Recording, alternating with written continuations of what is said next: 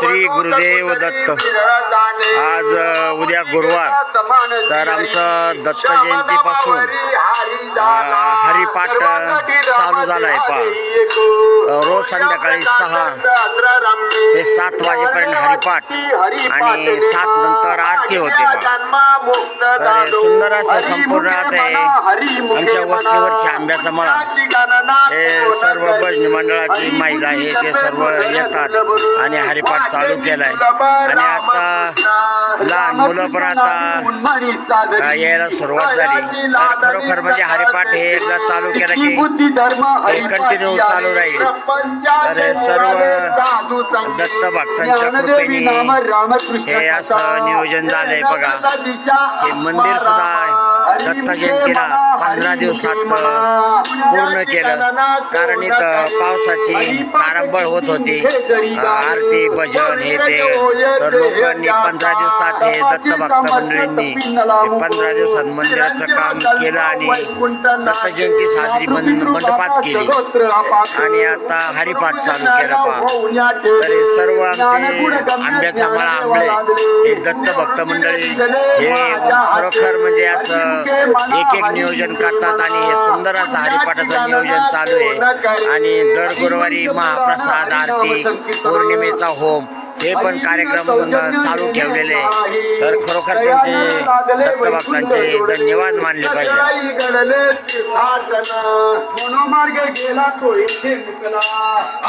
सद्गुरू नारायणपूरचे अण्णा महाराज यांची पण इथं फार मोठी आमच्यावर कृपा झाली, कारण आम्ही नारायणपूरचे भक्त।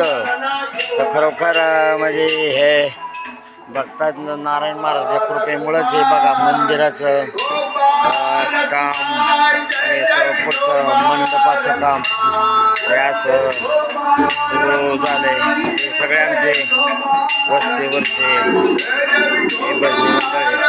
आता एक वस्तीवर कार्यक्रम चालू आहे, सत्यनारायणाची पूजा, त्यामुळं बरेचसे लोक त्या पूजेसाठी गेलेले आहेत। पण खंड पडू नये म्हणून आमचे भजनी मंडळाचे सर्व 2-4 लोकांनी आज हरिपाठ चालू केला। उद्या गुरुवार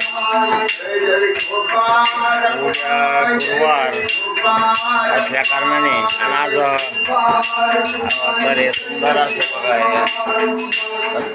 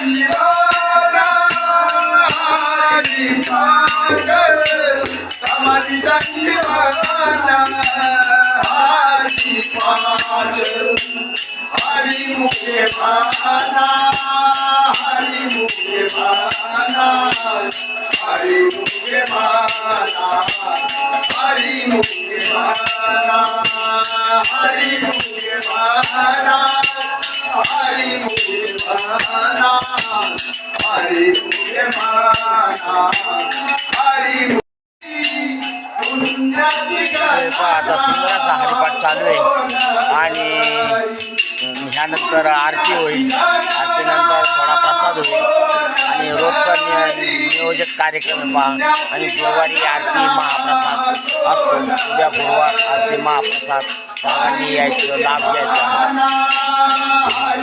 रामकृष्ण हरी, देवदत्त. दत्त सेवेकरी मंडळ आंबे, आंब्याचा मळा.